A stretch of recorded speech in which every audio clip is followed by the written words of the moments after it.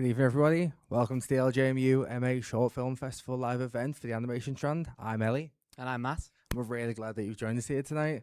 Over this festival, we've watched 518 animated shorts, and we've managed to narrow it down to just 14 of the very best. From the delightful to the deranged, our picks run the gauntlet of emotional storytelling and have been curated in a way that we hope will feel like a real journey to the audience and do justice to the talented filmmakers behind them.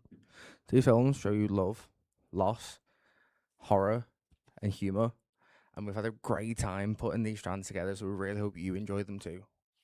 From Cows to Ceasefire to Tickler, we believe we have chosen these films which showcase the expansiveness of animation as a medium, and are proud to be able to present these films for this year's animation strand. At the end of this week, we'll present an award to films shown across this festival, including the award voted on by you, the audience. And don't forget, we've also got our letterbox competition where you can win £50. All you need to do is just review at least 10 of our films, a minimum of 30 words, for your chance to be in the winning. So go online, check any films that you might have missed, and then join us again on Friday for the final award ceremony. At the end of each film, you'll see a QR code to allow you to vote on your favourite. And other than that, enjoy the 2026 animation strand.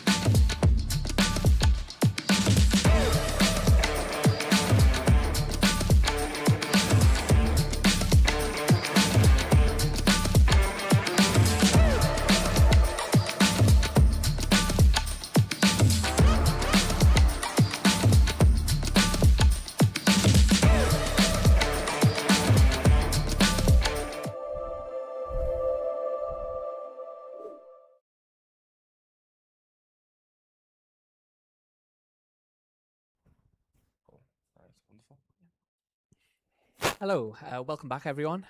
So we are now very lucky to be joined by a selection of filmmakers behind the films you've watched tonight. Hi filmmakers, thank you for joining us. How this is going to work is me and Matt have got some questions for you, and then we're going to open it up to the audience to ask some questions. We're going to start off by asking you, going by one by one, to unmute your microphone and just introduce yourself and tell us a little bit about your film. Can we start with you, Dominic, please? Oh no. Sorry, Dominic, Sorry, just no, having 1 some second. issues.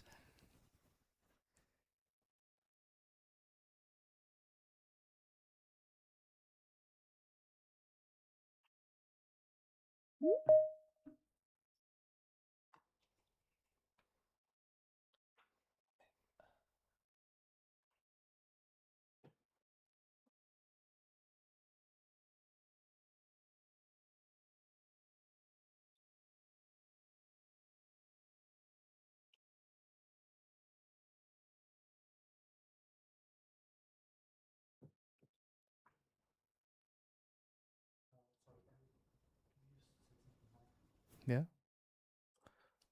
Stop it. Start. Dominic, will you introduce yourself, please? Thank you. No, still no audio. Sorry. Oh, so sorry for this. We're just having some technical issues.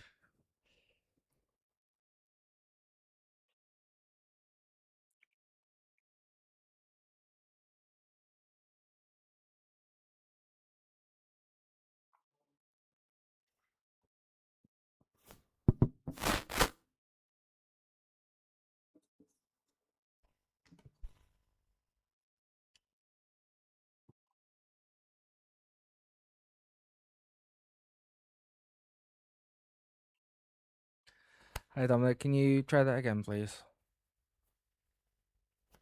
No. So sorry. Yeah. Jonathan, can you try and introduce yourself, please?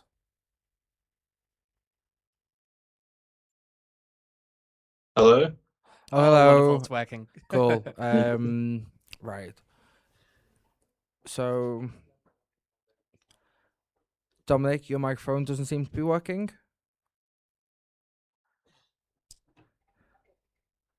So yeah, we'll So we'll start with Jonathan then. Would you like to introduce yourself and tell us a little bit about your film, please? Yeah, no worries. All right. Well, my name's Jonathan, as you can see, and I'm a director. I'm one of the 9 directors on the film Cows. The film talks about a cow who's a bit bored with her life in a old ramshackle farm, and she decides to go to the brand new farm across the road. I mean, not really across the road. We cut that out in the distance, and regrets her decision. And there we go. The rest is to be discovered. I mean, I'm guessing you've already seen the film, but so you know. Yeah, There's a thank you quick. very much. Nicholas? Yeah, so hello everyone. I'm Nicholas. I'm also part of one of the 9 directors in Cows. So I'm guessing there's no use in repeating much about the story, but I hope you guys enjoyed the film if you've seen it already. Yeah, wonderful. very much so. Thank you. Tanguy? Yes, hello. You understand me? Yes? Yeah. Okay, perfect. So I'm Tanguy. I'm another guy of the 9 director of Chaos. And yes, I have nothing to tell Fair much. enough. That's That's this. okay. We'll come around Okay. to use each individually and ask questions. That's fine for now. Adriana?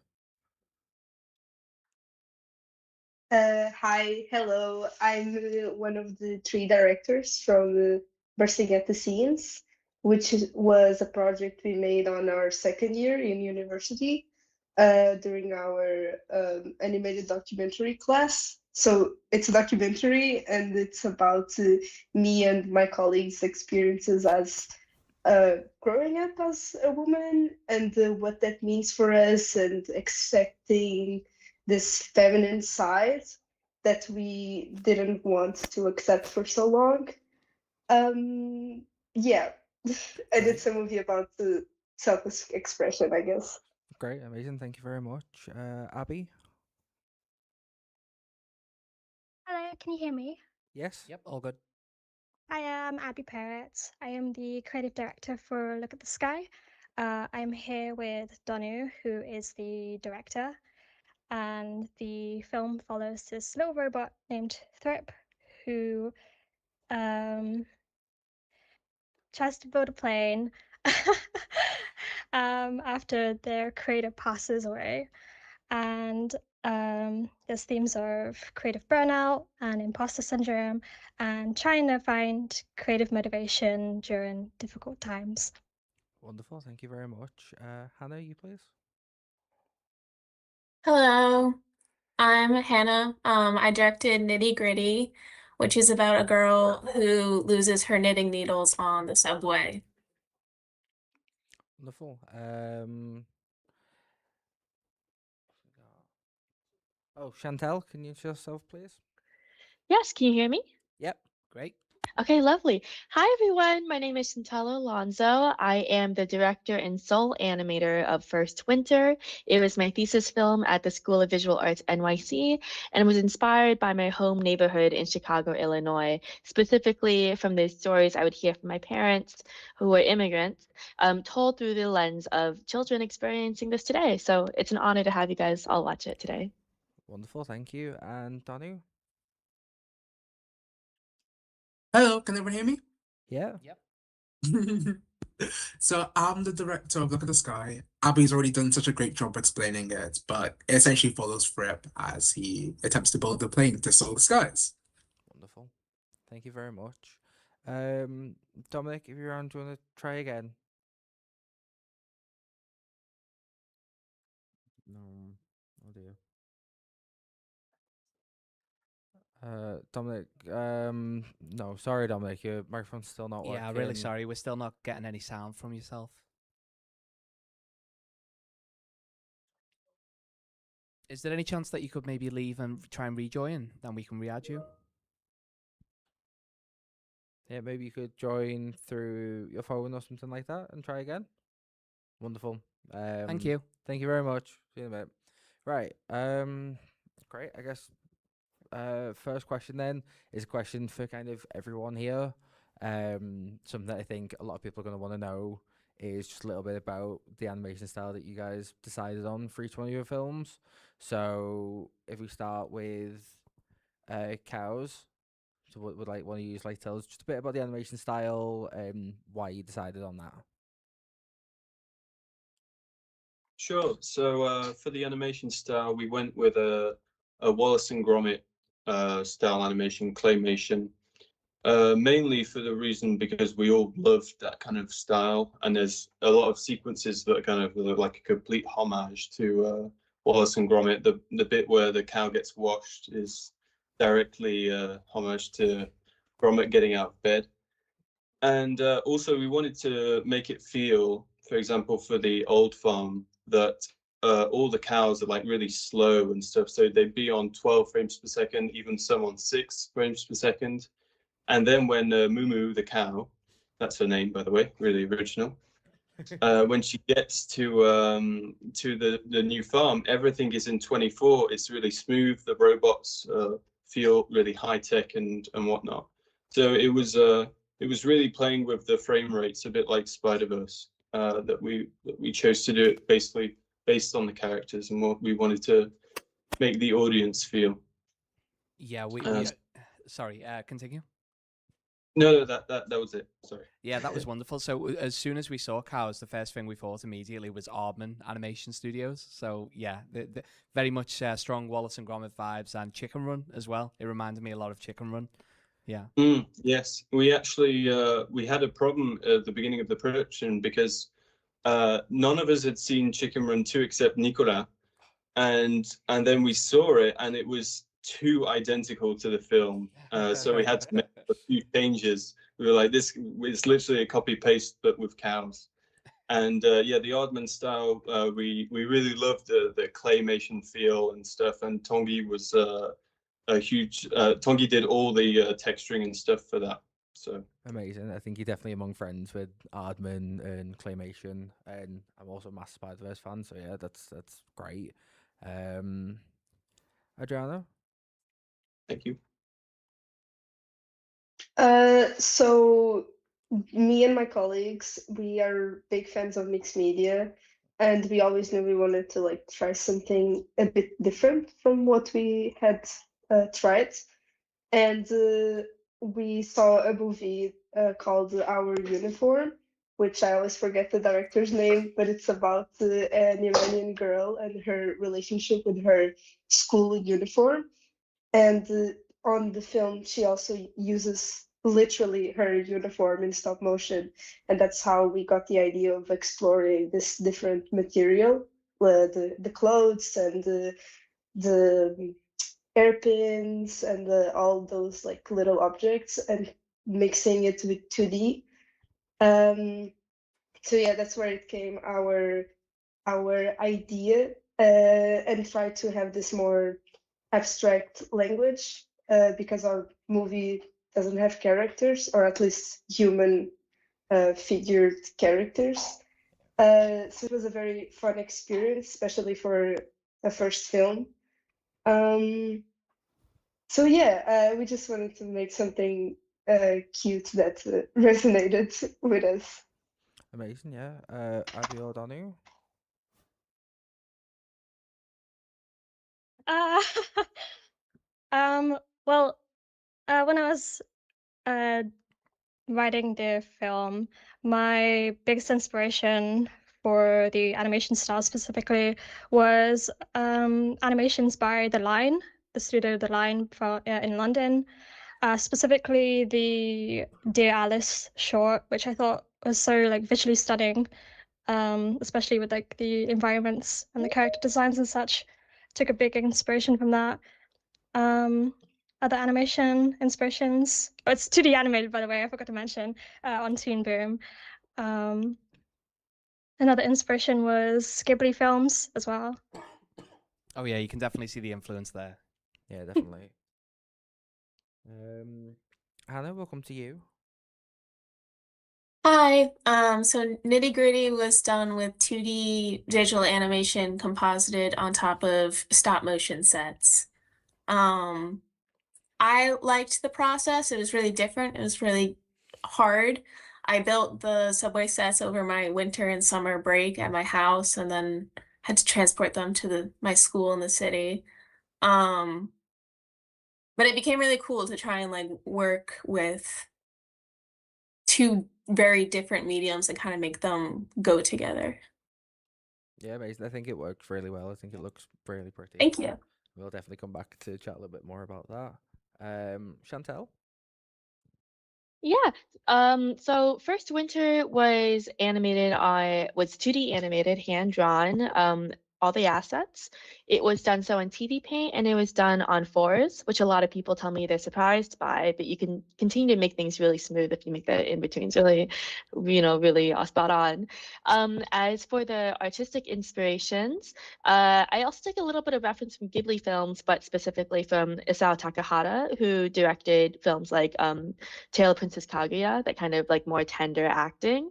And then I also take additional inspiration from films like Ernest and Celestine or Song of the Sea and other films like Cartoon Saloon, or even back to like Lilo and Stitch, like all these very like vibrant like childhood movies. Amazing, yeah. I mean, Great. the again, Ghibli influence definitely shows through. Dominic, we're gonna come try you again. Would you like to introduce yourself and tell us a little bit about your film? Can you hear me now? Oh Yes, yeah, great. You're amazing. coming through. Yes, brilliant. Yeah, hi, I'm Dominic. I'm a 2D animator. I'm the creator of A Fistful of Redos, which, well, the inspiration was just really that I just love cowboys. I think they're really fun to draw, very fun to animate. So I studied UAL animation, and that was my thesis film for my course. Amazing. We've just gone through some of the other films and asked them just to talk a little bit about the animation style that they chose.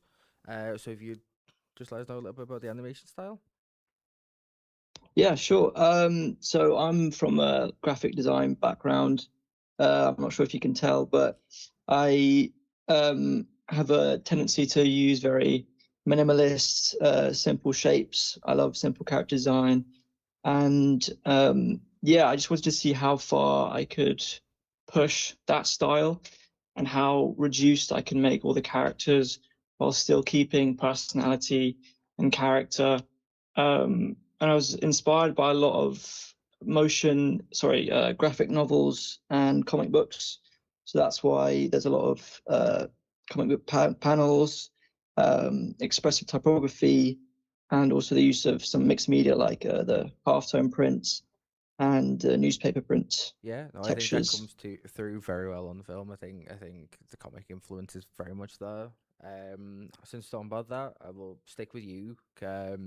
I grew up watching a lot of cowboy films, with my grandparents and stuff like that, and it's something that, actually, the reason that I do the MA here at LJMU. Do you have any favorite cowboy films? Anything that kind of influenced you? It's not a film, but I used to read. Do you know Lucky Luke? Yes. It was a Oh comic yeah. book back in that was a big inspiration. And in terms of films, yeah, I'm not sure. I don't watch too many cowboy films, but I like some Tarantino films, which has like cowboy vibes, like Yeah, the definitely. Once Upon a Time in Hollywood. Yeah, And there must be a bit of Sergio Leone in there too, obviously, with Fistful of Redos, Fistful yeah, of Dollars. Yeah. yeah, definitely. Yeah, wonderful. Great. Matt? Yeah, shall we talk about bursting at the seams just a little bit more? I just want to dive into the themes of that because it comes across as a really personal story. So, would you like to tell us a little bit more about that, Adriana? Yeah, sorry, my cat is No problem. she wants to show up, I Oh, guess. hello. Hey, Uh, animals, wonderful. so yeah, the movie, as I said, it was made during our animated documentary class, And it's also the first moment in our BA that we need to make a film, and we do the movies in groups. And it's the first time for a lot of people to actually create a narrative. And with the documentary format, we are very incentivized to do something that really matters to us and that is truly personal, and in a way expose ourselves in our movies. And I think that's what we did. It started as conversations that the three of us started to have, and we all have brothers, and while we were talking, we realized how different the how we were raised was next to our brothers. One of my colleagues actually has a twin brother, so it was even funnier to see how different she was raised to her brother, even though they were the exact same age. So you couldn't use the excuse of, oh, they're younger or older. And it was just something that we all related to kind of reject our womanhood, because we subconsciously thought it was less of, because that's what we were surrounded by. And I think that's why we really wanted to talk about this theme, because even though things are getting better, it's still, the gender inequality is still very present nowadays. So I think that's why we really we needed to share this, and it's great to show our film and notice that a lot of girls feel impacted by this message and they relate to it. So yeah, that's what we want to say. No, wonderful. Thank you. That's a great answer. Yeah, very nice. Thank you very much. Hannah, I'm going to you and ask kind of there's lots of really interesting textiles throughout the film. Tell us a little bit more about the 3D like models that you made and the kind of Yeah. process. So the models are all mostly cardboard and foam board. And then just used things I had around the house to build the rest of it, like little bits of metal, popsicle sticks, that kind of thing. But then when I got to the 2D animation and I started putting it on top, it lacked that. So one of my professors had the idea of maybe trying to allude to them being like embroidery patches. So then I went with that texture, and then a lot of my classmates kept referencing chowder, which is so I liked the way that the pattern stayed still, but the characters moved on top of that. Yeah, And then also it just being about a physical media like knitting, it felt like it needed that. yeah, I think the mix of textures is so interesting. It's so eye-catching as well.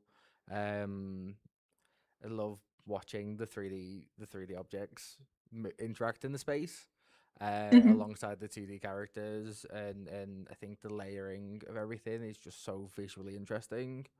Thank you. And yeah, I think it works really well with the story. Physical crafts is such a hands-on and personal experience. Yeah, I think it comes through really well. Thank you very much. Thank you. Okay, I just want to bring it back to the Look at the Sky team. This is for iReview to answer. So it feels like it is also like a personal story. It's got, it's got a really strong heart to it about following your passion and kind of, chasing like a dream. And so I just wondered what the influence was specifically. Is animation your passion that you wanted to maybe communicate through this story of the robot and their creator?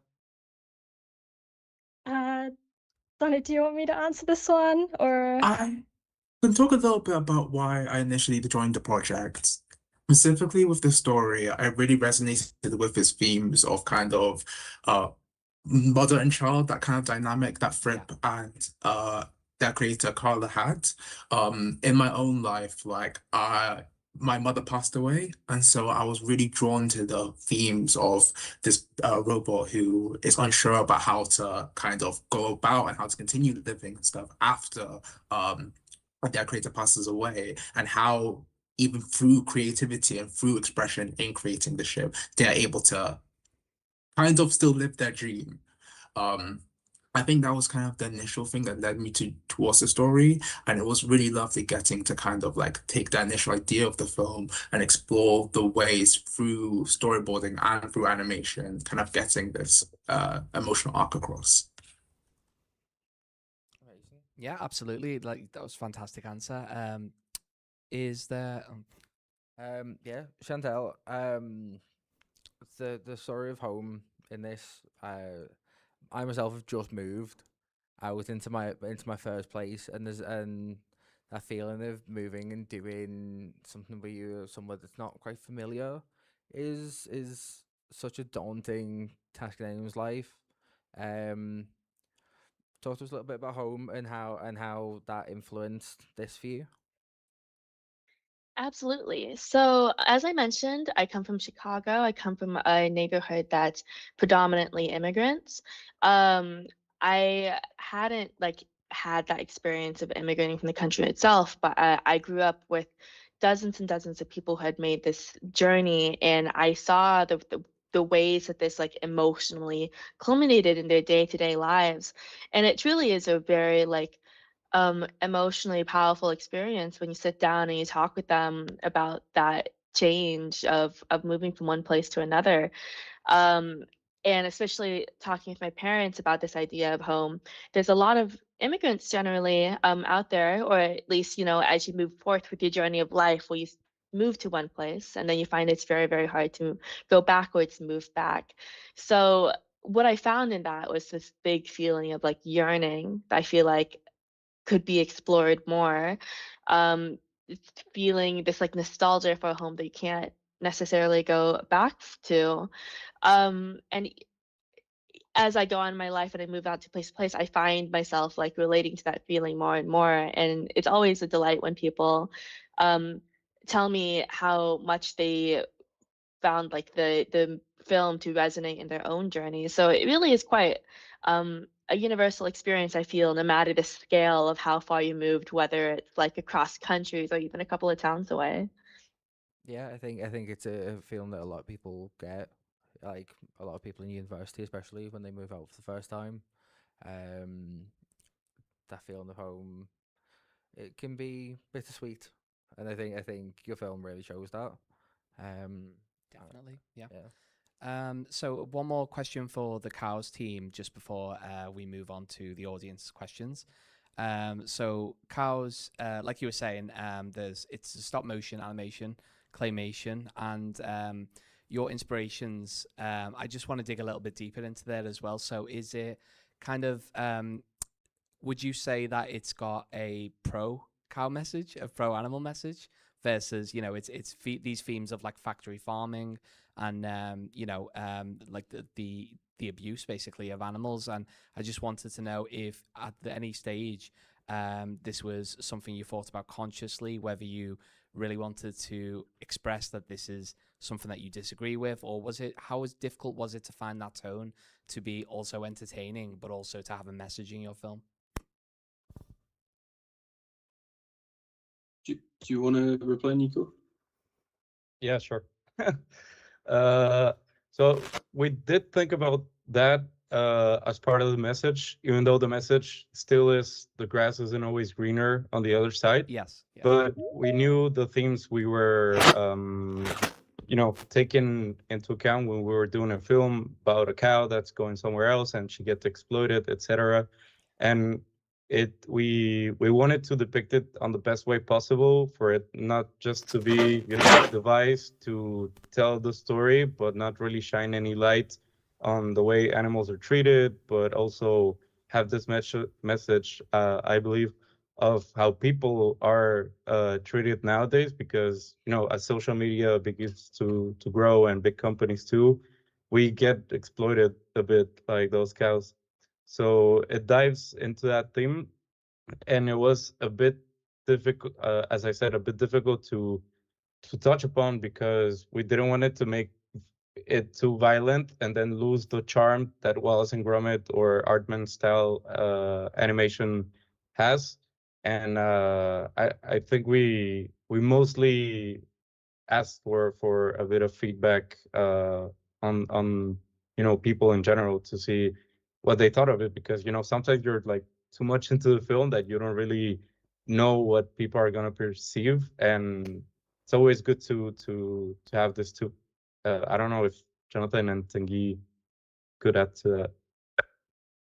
I can just add one thing, yeah. So yeah, like Nico said, the original pitch was a cow who goes somewhere and regrets it, so the grass isn't always greener. And I think the themes of of factory farming and animal mistreatment and whatnot kind of came naturally because of us just thinking like, okay, what challenges could a cow come against, and it kind of came naturally, and I think a lot of people really enjoyed watching our film because of that, because it wasn't just a mindless enemy, but it was also something that was that cows deal with all their lives, and so yeah, it kind of came naturally after a while. Yeah, I think Ellie just wants to ask. Yeah, I've got just one quick question for House just before we move over to the audience questions, and it's just a quick one. So there's so many like hidden objects in this in the short, the Game Boys, the phones, microphones, and Lego and stuff like that. Do each one of you have like a favorite object that's like secretly there? I'm glad you noticed that, because I don't think anyone else did. We basically, the art direction for our film is Aardman, but kind of like trash. Yeah. So instead of making miniature objects, there are just loads of small hidden everyday life objects, and we took so long to make all the objects, and then I showed it to like my girlfriend after like months of just showing it over and over, and she was like, "Oh, that's a Game Boy," and I was like, "Yes, it is." So it's thank you for noticing it. Yeah, no, I think it's wonderful.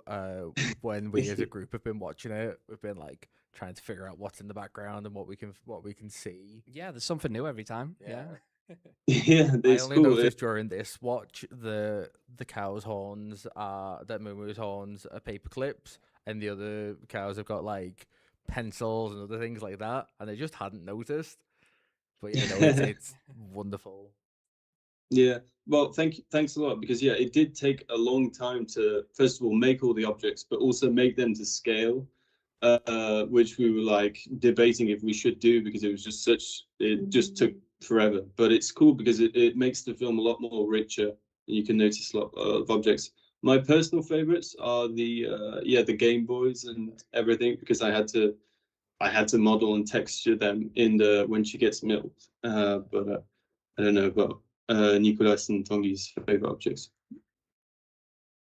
So yes, but thanks a lot for this comment, because yes, when Jonathan say it's a lot of work and a lot of problems during the productions and other, but yes, for me it's the camera doors, the doors of the cells as the objective of the camera, and for me that's my favorite object. And for you, Nicola, I don't know.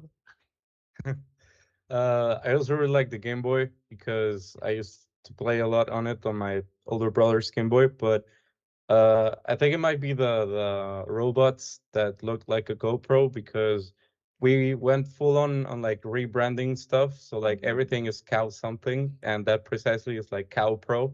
Yeah, that's a So good one. just for the fun of it, I think the GoPro was was like the first thing I noticed, and was like, oh, there's like real world things in this. This is so interesting. So yeah, that's Thank great. you. Thank you very much. Right, so now I think we're gonna open up to the audience. Yeah, for let's get some questions from the Anyone audience. got a question? Amazing.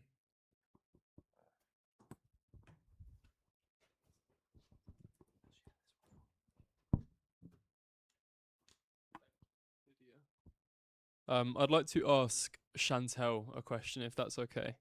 And I mean this from a genuine place of curiosity, because I don't have a background in creativity or filmmaking. So, how long does it take to produce a project like this? And I don't mean to, I know that's like a really surface level question. I'm genuinely interested to know. Oh, no worries. No, it is a fantastic question, especially because usually for student projects like this, it depends on the program you're doing. So in my school, we have roughly around 1 school year to make a film. We make a film every year. That's how my school functions. But the thesis film has kind of like a bigger like expectation for it. So for first winter, I started like probably a semester or maybe a couple months early. And I tell people it took around like 11 months to make in total. But when we say 11 months, this is more so like 3 months to nail down the idea. It went through a lot of different iterations, and then about like 4-ish months of doing like pre-production. We talk, or like 2 to 3-ish months of pre-production of like character designs and storyboards and backgrounds and all that stuff. And I would say I would have had roughly like 5 to 6 months. I don't know if the math is adding up, but I do things simultaneously. That's why. To do actual animation for it, which is a very tight. It was a really really tight thing, especially for someone to do solo. So not so. It was a very lengthy task for me to do all alone. But whereas in the animation industry, you'll actually have a team. This is kind of all me doing it within 1 school year.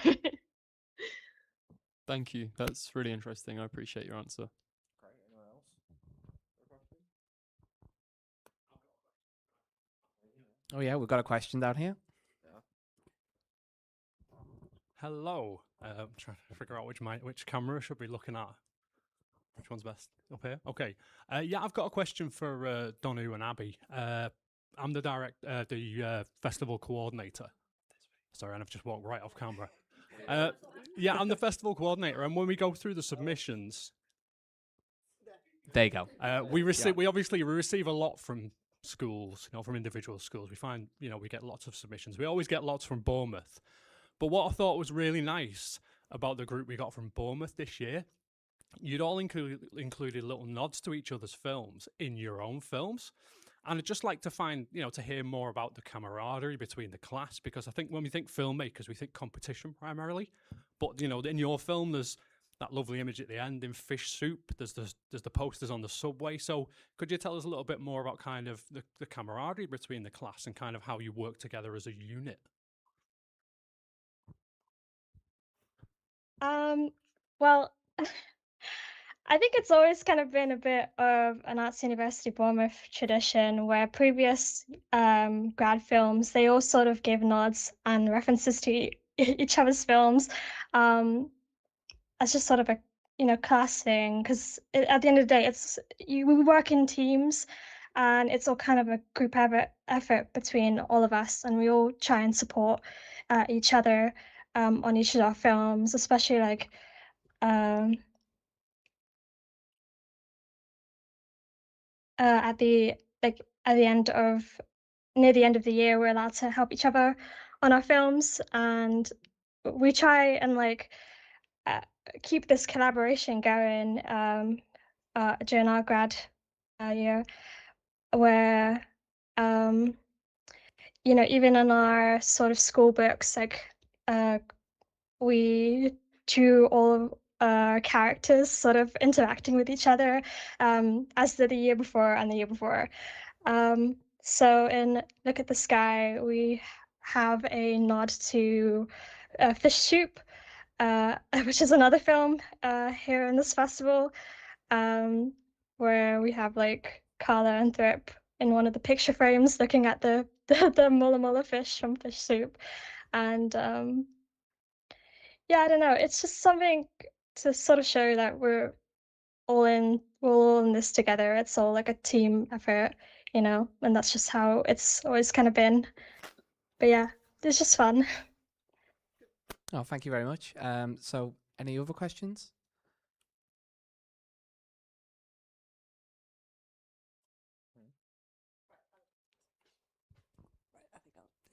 Hello. Yes. Well, thank you again for your film. So lovely and very different styles. I want to ask, how do how do any of you can answer this? How do you develop the stories for the films? Because very much animation is driven often by the style. You know, you have an image of how you want it to look. And I think some of the films I can see a bit more the idea of the story. And I know Cows already explained a bit. But I'd be curious to see how the story is developed, perhaps for Nitty Gritty or for any of the other ones, if you want to say. But Nitty Gritty perhaps to start with. Thank you. So I lost my aunt's knitting needles on this train, and that's the main start of it. I was in So kind of screenwriting. autobiographical. A little bit. There was nobody. Here's my dog. There was nobody who was like mean in the sense that they like took the knitting needle. That was just to add more drama for the animation. But I did sit next to this guy who I was very intimidated by, and it was a Amtrak train, so like a long distance train rather than like a subway, and I realized, like, as I sat down that I had lost one of the knitting needles that had belonged to my aunt. And so I was like kind of panicking to myself. And so after they checked my ticket, I like turned to the person next to me. I was like, can you watch my stuff? I just have to go find, like, see if I dropped my knitting needle on the train or if it fell out before. And he like gave me a nod, like, and I was like, okay. So I went and I found it. And when I got back to my seat, he was just way more excited that I had found it than I was. So that just stuck with me and I wanted to make something about it. And so when time came around to like make a story for our thesis class, that one was just at the front of my mind. Thank you. I mean, that makes sense, actually. And one of the things I liked very much about your film was, apart from the look of it, the characters, because that does have distinctive characters. So the whole thing works really nicely together. I realized most of the others you have already said a few things about story, but if anybody wants to add something, feel free to. But I'm not going to ask specifically anybody. Okay. Okay. So more questions.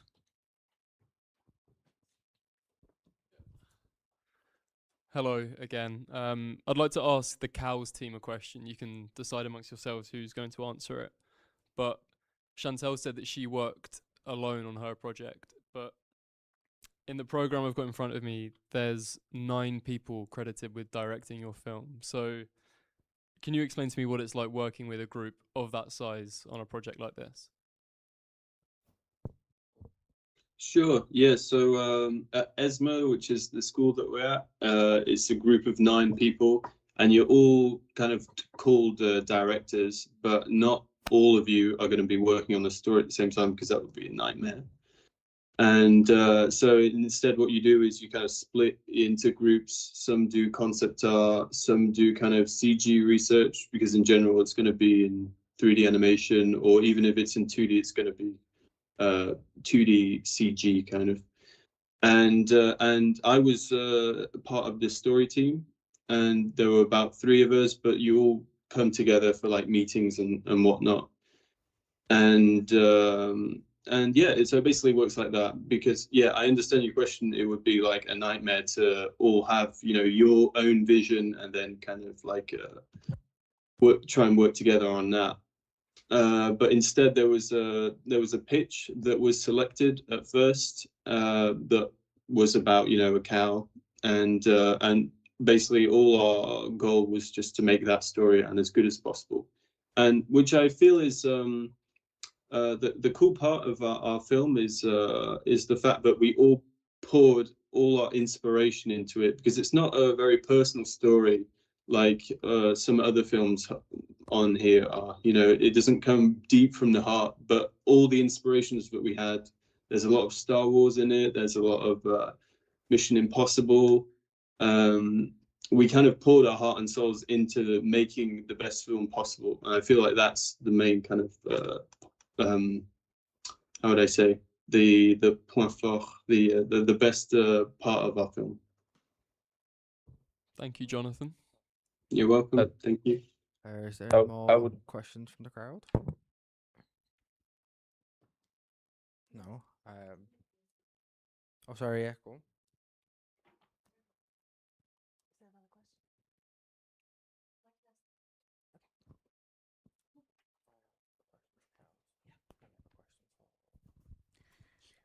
Hello. Thanks ever so much. It's been an absolute pleasure to watch so many brilliant films tonight. I'm just wondering a little bit about if you had any budget, because obviously we've got some students that have been working on their own, and then you've got teams of 9 directors, and there's a huge sort of disparity when you look at kind of the kind of credits at the end of the film. So I was just wondering if we could maybe pop round, if maybe the hosts can ask which team in order rather than me do it. Just to get a sense of if there was any budget involved. Thanks. I guess we'll start with cows then. Sure. So officially, there's no budget, but I mean that is like to be debated because the people who did the music are also students. We're all students. We get teachers to review our work and everything, but I mean we're still paying the education fee. We're working on like really powerful computers. It's not as if we're drawing on scrapbooks and filming it. So there is a bit of a budget, but it's just part of the school basically. But there's no additional budget. Wonderful, yeah. Adriano. So it's kind of similar to like with us to what Jonathan said.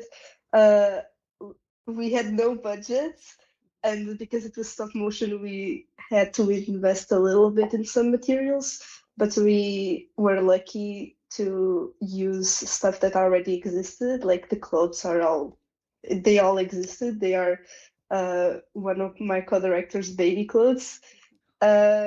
And again, like our school Lusófona is really good, and they have really good installations. We could have never made this movie without the stop motion sets. We were also very lucky that another student from the master's program who do have budget asked to build a specific contraption called a multiplane that permitted us to have like more layers on the stop motion. And she asked for them to build that, so then we could use it. So it was a matter of like a bunch of luck and us getting our own resources plus the school resources. So yeah. Yeah, wonderful. Abby or Donny? I can't remember exactly how it did when it came to budget, but I do remember our film being one of the few to like, because each film gets allocated like a select amount. Abby, again, correct me if I'm wrong, is it like 200 for Yeah, so sound design? yeah. So yeah, go on. Yeah, because I think it's the 200, because I remember we have sound designers and then we also have composers. Um, and I remember our sound designers being like fairly within budget and then being good. But our composer, I think, was like 300 something, if I remember correctly. And it was really over budget. But luckily, they allowed us to like, they were like, okay, yeah, you could just take extra money, I guess. But it was really nice because we collaborated with a lot of external people. So we had our composers, we had our sound designers. Unfortunately, one of our crew members had an older sister who also dabbled in voice acting. So the voice of Carla is actually one of our teammates' older sister. So I think having like a budget and stuff and having the ability to kind of like organize finance was a really interesting part when working on the film. Yeah, wonderful. Hannah, how about you? Since mine was also a school thesis project, the school didn't have any sort of budget. I didn't receive any money from them. But like Jonathan was saying, like paid tuition and was working on those machines. For the subway set, I took a lot of things from around the house. But my brother also didn't know what to get me for Christmas, so I had him buy some materials for me. So yeah, that's why he's credited as a sponsor, is because he did, as my Christmas present, buy some of the materials I needed. But besides that, it was really not like documented at all. Yeah. Yeah, great. Dominic? Yeah, so I'm the similar sort of situation where I didn't actually have any budget. So I did the whole film just from my iPad, which was challenging. But I guess that would be the budget, is just the cost of my iPad. And luckily, my friend did the sound, so I didn't have to pay him. So it was all good. Very lucky. Wonderful, yeah. And Chantel? Yeah, so at my school we have I think about like 3 opportunities to apply for $500 grants throughout the year. And my film was very lucky to receive all 3 of them.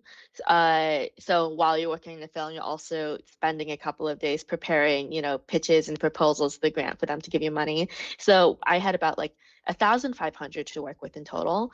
And even though I was the sole person who uh, kind of created the visual development and execution, 4 minutes for one person is still a lot to do.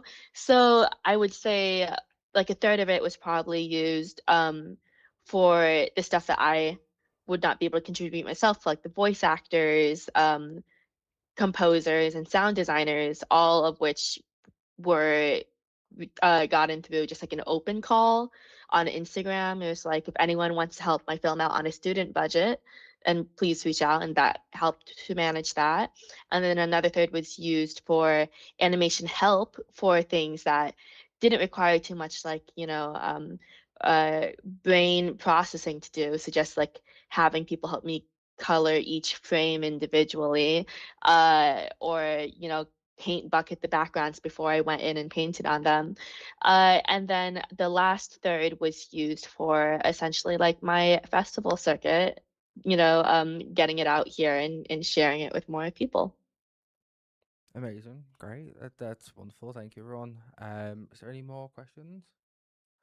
Cool. I've got just a quick little one just to thingy.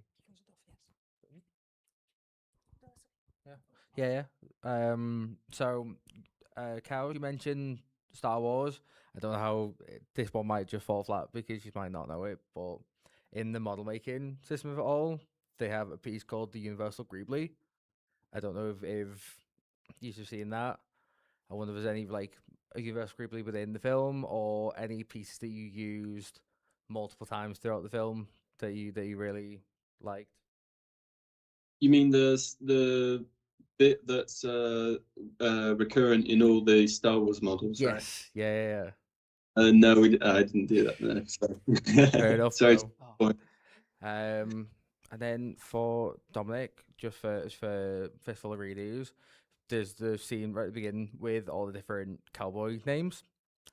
Just wonder if you had a favorite or any that you didn't end up using. Yes, that was actually I asked a lot of my friends to just give me some name suggestions. So a lot of them are a bit weird, like Vic the Dick. There was one called Smelly Machiavelli, but it was just too long to put on the poster. I think my favorite was probably Lemmy Whippet. That was my favorite name. Wonderful, thank you. That's great. I think that's everything from us. Thank you, directors and filmmakers for joining us, and thanks to the audience for being here as well. Yep, round of applause for our filmmakers. Yeah.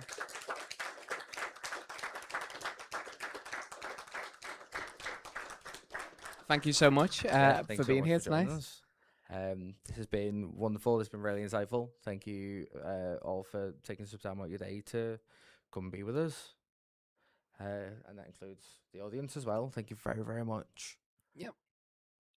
So just a reminder as well that you can watch it online. You can watch the playback. You can watch the animations on our YouTube channel, LJMU MA Short Film Festival. Yeah. And join us again tomorrow for the experimental strand. And also, don't forget, it's the award ceremony this Friday at Scale. Experimental tomorrow. Experimental. Yeah, and don't forget, vote for the Audience Award. This is an award that is voted for by you. And it can be any film from across any of the strands. So once again, as we mentioned at the beginning, go on to the website, find the films that you've missed, watch them, and vote for the one that you want to see win an award. Yep. And the Letterboxd £50 competition as well. Don't forget about that. That's 10, Yeah. 10 films rated minimum, 30 words, and yeah, £50 prize to be won. Yeah. Thank you very much, everyone. Thanks, everyone. See you again. Thank you.